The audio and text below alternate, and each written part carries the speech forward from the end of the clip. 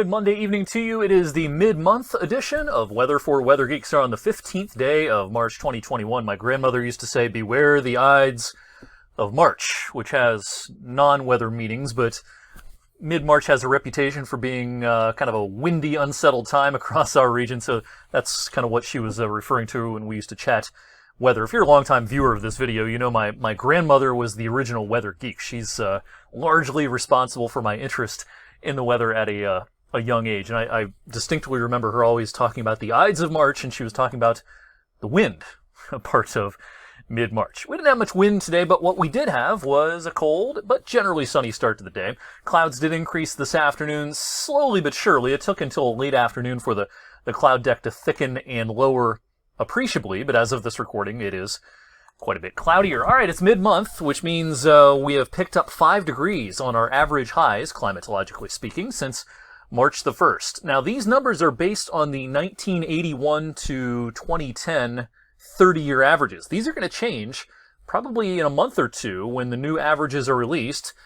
Every decade we go forward, of course, 10 years, so the new averages will be based on 1991 to 2020. And a lot of these numbers, of course, not only in the spring season, but throughout the year, are going to go up. But according to our current 30-year averages, 45 is the average high today, and by April 1st, that average high is up to 53. But we had a below-average day today.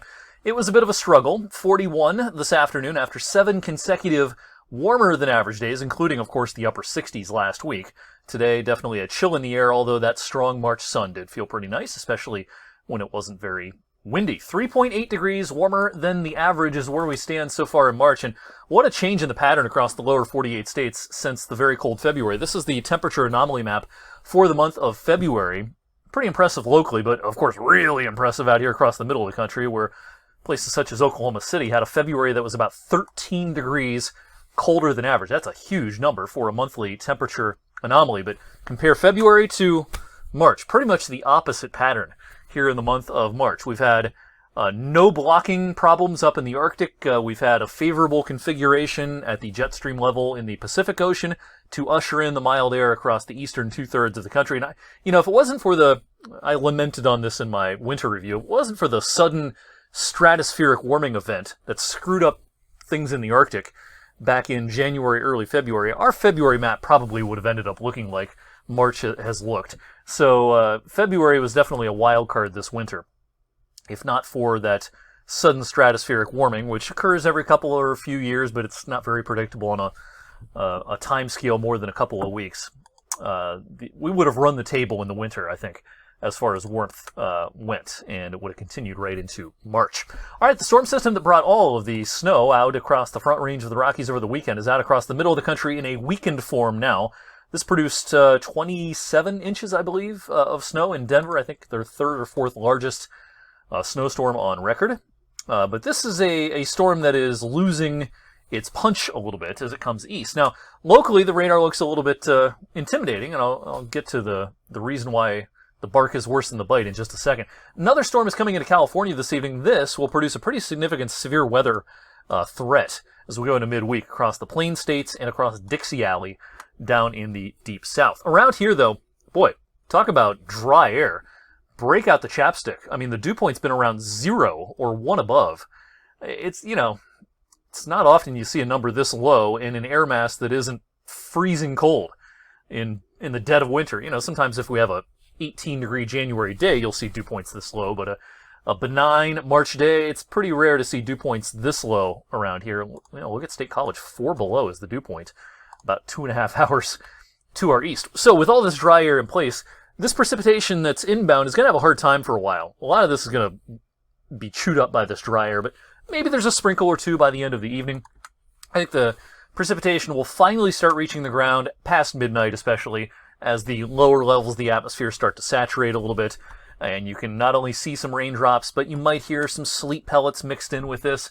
Maybe a stray snowflake or two, but I don't think the temperature profile of the atmosphere is all that favorable for many snowflakes late tonight. If you see something other than rain, it's probably some sleet pellets. First thing tomorrow morning, same idea, and then a couple of rain showers will still be around as we go into the daylight hours tomorrow. It's not a washout tomorrow, but it is a cloudy day. And yeah, there can be a shower passing by from time to time right into the early evening. But the number of dry hours overall probably outnumbers the number of soggy hours for our Tuesday. Now, Wednesday will start with clouds and maybe some fog. I do think the afternoon will be brighter and quite a bit nicer. We'll get into the upper 50s on Wednesday. A slice of nice Wednesday before a bona fide washout on Thursday. Now, this is just a all-day rain Thursday. And so just plan on this being a pretty good soaker. And here's an early look at some of our model output for the Thursday rain. The European is especially moist, up to 1.5 inches. The GFS is closer to 0.5 inch. Some of our other modeling is kind of in between. I think 3/4 inch to maybe 1.25 inches as a first opening bid, if you will, as far as a range goes for the Thursday rain. Seems pretty reasonable. This will be, again, pretty much a washout. All right, talking briefly about the severe weather threat, not here locally, but down across the south, as this bowling ball comes out of the middle of the country. This is a classic severe weather setup with low pressure moving out across the plain states, Gulf moisture coming north. You get twisting of the wind with height, and yeah, I think this is going to be a big ticket item across parts of the south, especially Wednesday afternoon into Wednesday evening, into the Carolinas, perhaps on Thursday, but I don't think severe weather is much of a threat around here. The severe weather threat is very marginal this evening in a couple of spots across Missouri and down into parts of Dixie Alley, but the severe weather threat ramps up tomorrow across Kansas, Oklahoma, northern Texas. Marginal threat farther to the east, but the bigger day probably is Wednesday, and the SPC has put out an enhanced risk, kind of a 4, or a 3, I should say, on a 1 to 5 scale for parts of Arkansas, Mississippi, Alabama, and southwestern parts of Tennessee as well. All right, we've got a chilly day coming up on Friday in the wake of Thursday's washout. We'll be a few degrees below average on Friday, but I do think the sun will come out on Friday. What a great weekend forecast. It's going to be cold Saturday morning, but Saturday afternoon looks great. We'll get into the 50s. I think we'll crack 60 on Sunday. When you see temperatures up to 18 above average on Monday, that'll translate to a high in the mid-60s, and perhaps even in the same ballpark right into the first half of next week. So better things are coming. How long does that stick around? A quick look at the real long-range modeling here. Let me adjust my browser so you can see this a little better. Here's a look at the American CFS Climate Forecast System model, kind of looking at 10-day chunks here going forward. You're not going to see much blue. It's running the table all the way through April with chunks, week to 10-day chunks of warm anomalies here. And tonight's run of the European long range kind of runs out to 46 days.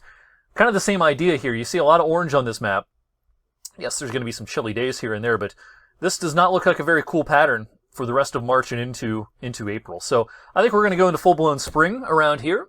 Yes, we're going to have some chill. Is it going to snow again? Wouldn't bet against it. Too early for that. But overall, I do think that we're going to transition pretty quickly into real spring. Things are going to start greening up and blooming. And I think overall, we're going to like April this year more than we did last year. Of course, we had snow in early May last year, but last April was also quite chilly after a pretty warm March. It was kind of a tease because April wasn't so nice and early May wasn't great either. Before, like flipping a switch, we kind of went right into summer at the end of last May. This year, I think, will be a much more pleasant and typical gradual transition into the spring season. Thanks for watching Weather for Weather Geeks tonight. I'll see you back here on Tuesday.